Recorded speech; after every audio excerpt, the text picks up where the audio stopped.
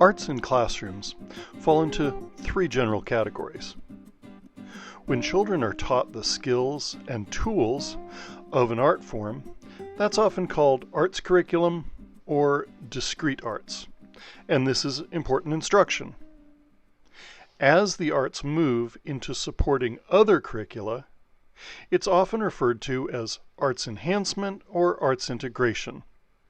And the distinction between these two can be at first difficult to determine. To be clear, they both involve the arts and some connection to the curriculum. So both are good and useful in schools. An example may prove valuable to clarify the differences. I was recently consulting with a fourth grade teacher about how they wanted to do an arts project to accompany the reading of Pride, the story of Harvey Milk, and the rainbow flag. This discussion of Harvey Milk falls into the fourth grade social studies standard of analyze the impact of 20th century Californians on the nation's cultural development, and the 2012 FAIR Act, which mandated instruction of LGBT history in California. At first, I assumed the teacher would suggest having all the students paint a rainbow flag. This would be a typical arts enhancement lesson. Painting the rainbow would support the story of the rainbow flag. However, when we analyze that task, we see the cognitive load is low. Students don't have to think much about the task. They aren't constructing or demonstrating understanding as required by the Kennedy Center definition of arts integration. They aren't engaging in a creative process. It might be argued that students are demonstrating the order of colors in a rainbow, or perhaps how to mix the colors, but those concepts are hardly central to the theme of the book. Instead, the teacher is designing the lesson so that students would learn about symbolism in flags and use that knowledge to design a flag for a cause they believe in. Wow, the teacher rocketed the task out of enhancement into integration. Let's consider the sequence of this new lesson.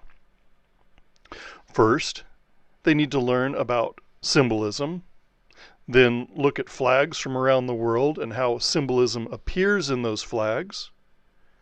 Next, they need to identify their own values and the social or environmental causes they support. Finally, they need to design a flag that represents their cause symbolically and write about their thinking. The cognitive load here is enormous. Put simply, arts enhancement projects are usually fairly easy. The cognitive load is low, as everyone basically knows what to do. Generally, the projects will look quite similar. Enhancement projects have a place in schools, but they're not integration projects. Here's an example of a great arts enhancement project. Let's say the teacher is reading a story that features square dancing. So the class learns how to do a square dance that the teacher created for them. The arts support the literature perfectly here. With integration projects, students will not immediately know what to do. They will need to apply their learning from one area into another. Extra lessons will inform their thinking, as we saw in the flag project, which used symbolism and assessing personal values.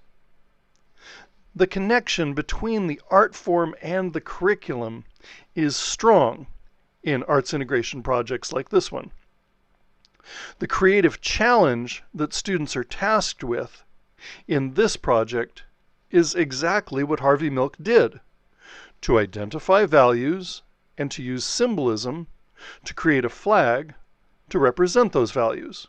The creative challenge is not superficial or easy, like the Paint a Rainbow project would have been.